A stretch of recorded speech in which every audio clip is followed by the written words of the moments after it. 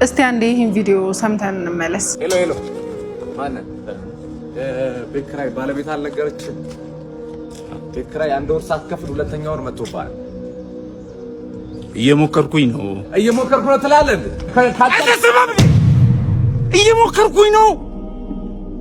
ያንተን ቤት ኪራይ ልከፍል እየሞከርኩኝ ነው።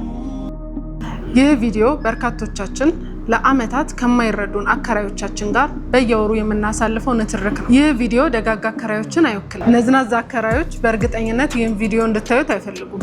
እርስዎ ግን ይህን ቪዲዮ ከሀገር ውጭ ላለ ሀገር ውስጥ ሆኖ ቅድመ ክፍያ መክፈል ለሚችል ሰው ሼር ያድርጉ። ነገ ላይ ልጆቹ ያለ ሀሳብ የሚቦርቁበት፣ ወላጆቹን የሚጦሩበት፣ እርሶም ከስራ መልስ ጥሩ ቪው ያዩ አረፍ የሚሉበት የራሱ ቤት አላማሮትም? እንግዲያውስ ዴምሲ ሪል ስቴት በካሬ 5000 ብር ቅናሽ ለጥቂት ቤቶች ብቻ አውጥቷል።